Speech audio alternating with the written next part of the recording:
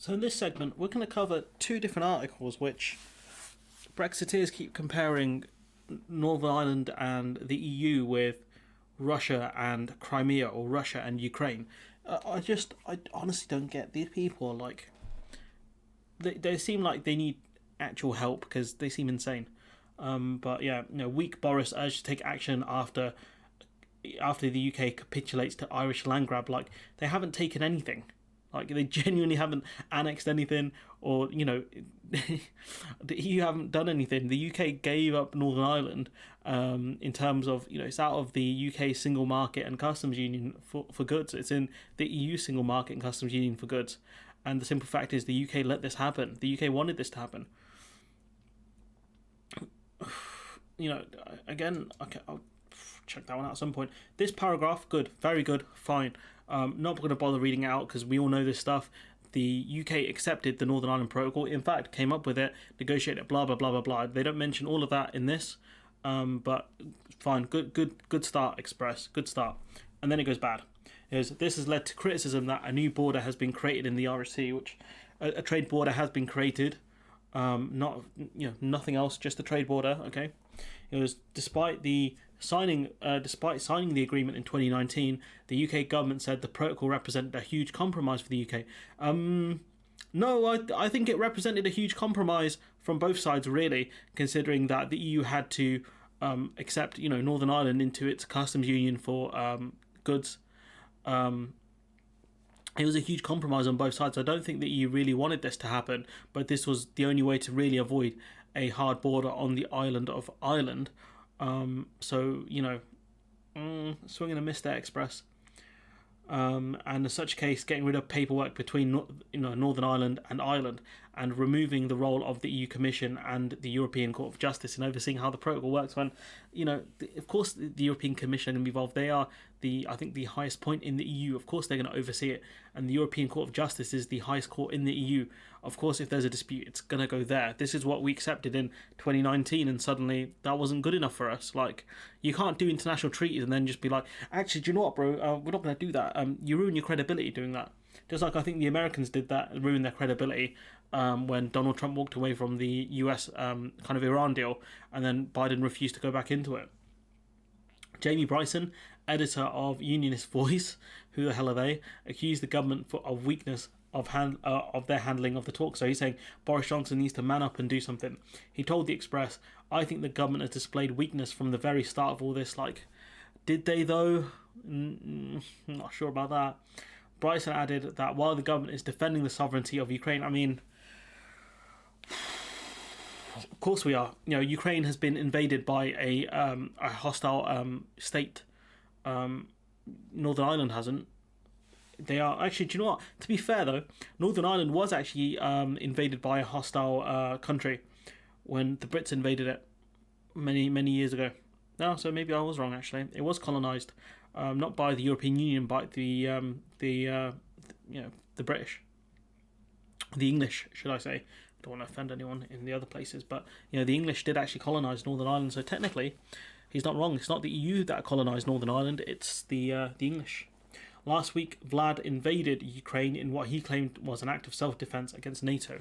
And that doesn't really make sense, does it? How do you attack in self-defense? It's very hard to do that, and he's not really, is he? I mean, no one's buying that apart from the dumb left, which I'm actually going to talk about in a separate video. Last week, Putin invaded Ukraine in what he claimed was an act of... Oh, sorry, I mentioned that.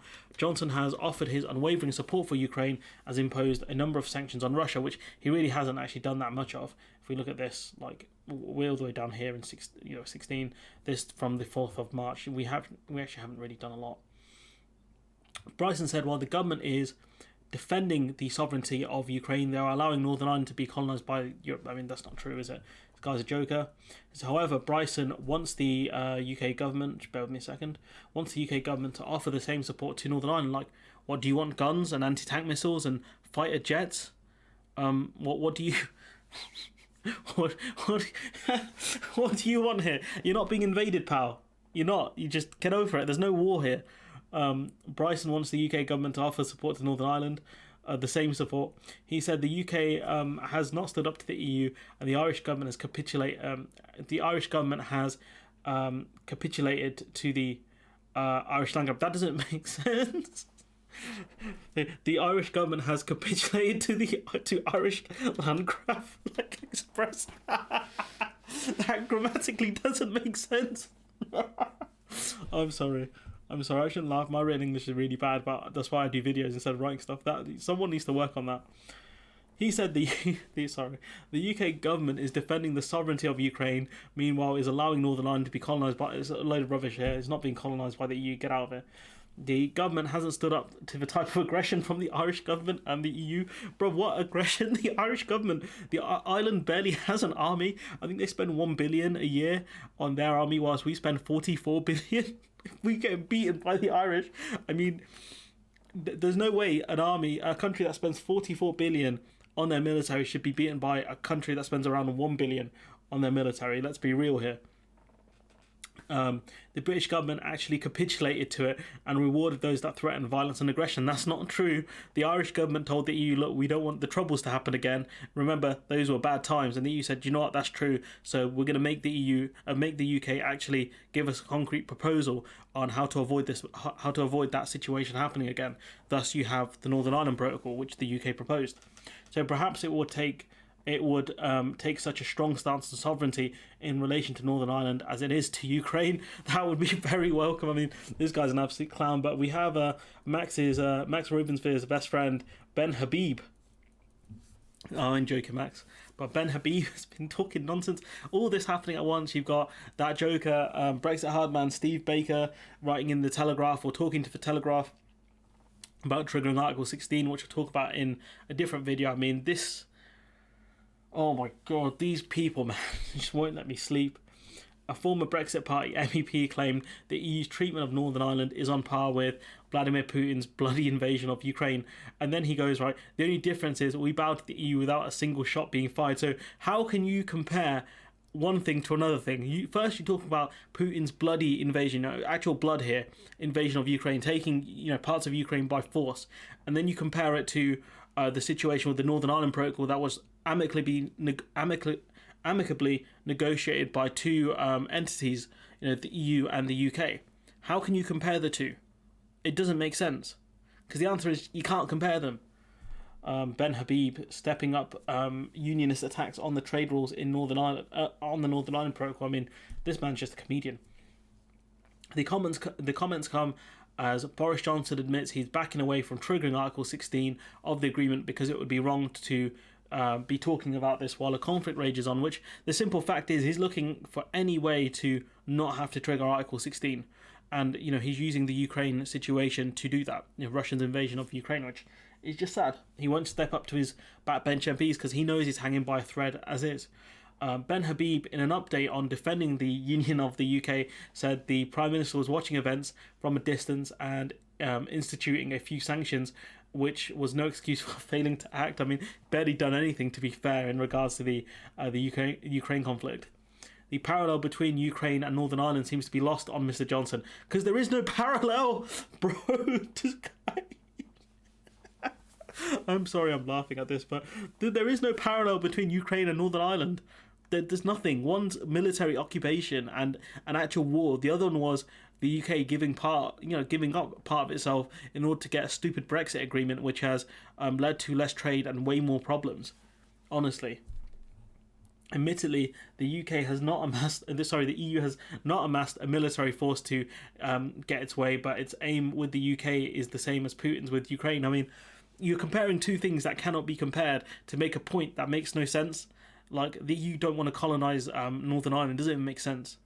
Like, if they wanted to, I mean, they would be pushing for a border poll if they wanted a united Ireland, but they're not. Let's this guy. Both actors wish to exercise influence and control over their targets. They really don't. The only thing the EU are concerned about is a return to the Troubles. That's it. Or a return of the Troubles. That's it. That's their only major concern with Northern Ireland. That and certain state aid rules and other things, but they don't want to take over Northern Ireland. Like, you're a joker.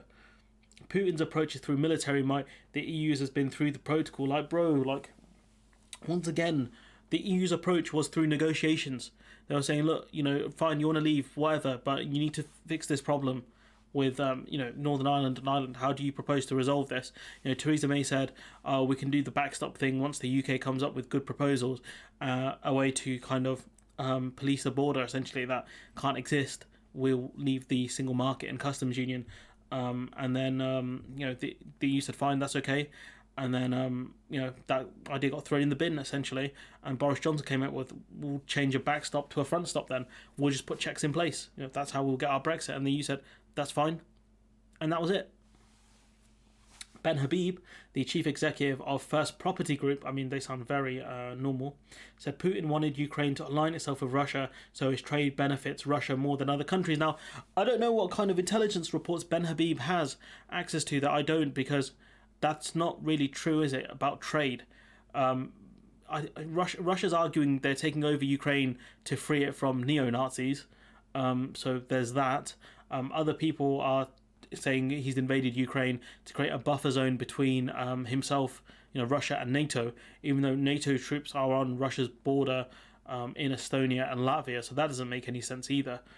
So this point Ben Habib's made in yellow doesn't make any sense. Do you know why he's made this point? So he can make his next point, which is that this is precisely what the EU has achieved in the United Kingdom via the Northern Ireland Protocol. So the EU are so desperate to trade with a very, respectively, Northern Ireland is not a powerhouse economy. The EU have gone to these lengths to do more trade with Northern Ireland. It doesn't make sense. This point here doesn't make sense, and this point really doesn't make sense. Steve Pearce, professor in the law in the School of Law at University of Essex, said a treaty which both parties freely entered into, which is true, and Ben Habib voted for, is not remotely comparable to a murderous invasion, which is absolutely 100% correct, and you didn't need a professor to tell you that. Anyone could have told you that. In a new interview with European newspapers, the Prime Minister laughed when asked if he will not be talking about Article 16 in the next months. He said, I think that is something that we could solve with goodwill and common sense, but the only funny thing is Boris Johnson has neither of those, so that's not really going to work. He added, it feels penible, it's a French word, to be talking about this subject now, a French word meaning uncomfortable or distressing, so it feels uncomfortable to be talking about Article 16 now, which, to be fair, I kind of agree with him. To be honest, Steve Baker, a senior Tory MP, Brexit hardband Steve Baker, said any suggestion that Putin has vetoed action to restore our constitutional settlement is outrageous. Brexiteers rightfully would be shamed into silence if we attempted that ludicrous argument in reverse. So what is the reverse of that? Like, so okay. So these people are arguing, okay, that these two things are equal. The Russian invasion of Ukraine, an actual military invasion, with the Northern Ireland Protocol. So you're telling me that, if Vladimir Putin argued, he can't invade Ukraine because of the situation in Northern Ireland, like, that would be accepted? Like, what? What do you mean the situation would be reversed? That doesn't even make sense. Boris Johnson has said, right, unless he's talking about a different quote, Boris Johnson said, look, we're not going to talk about the situation in Northern Ireland and regarding the Northern Ireland Protocol because of the war in Ukraine. Okay, fair enough. Because if the situation was reversed, like, that doesn't... It's the only way the situation can be reversed if Vlad was thinking about invading Ukraine but didn't because of the Northern Ireland Protocol. Like, what? What, like... Baker, mate, honestly. Violence doesn't have a veto. Liz Truss must act now to keep promises made to Northern Irish and Conservative MPs. Well, let's look at it this way. Politicians can break promises. Politicians, for the most part, struggle to break the law. Politicians will very much struggle to break international law. And the Northern Ireland Protocol is international law. So are you asking Liz Truss, our Foreign Secretary, to break the law? And it might be a law break in a very limited and specific way, which is still breaking the law, by the way. Or it might not be. It might be a more broader breaking of the law. But are you asking our Foreign Secretary to do that? Because if you are, Steve, Mr. Hardman, that sounds wrong. That sounds like a very stupid thing to ask a Minister of the Crown to do. Now, we can disagree on that, Baker, but clearly you're a Brexit hard man, but clearly Liz Truss is not a Brexit hard woman, huh? Because she don't want to break the rules or break the law over this stuff, at least not for now anyways. But look, sorry, I've gone off on a bit of a tangent there. It's just these guys bring the worst in me. Let me know what you think in the comments below. Like, comment, share, subscribe, support the channel on Patreon if you can, and hopefully I'll see you in the next one.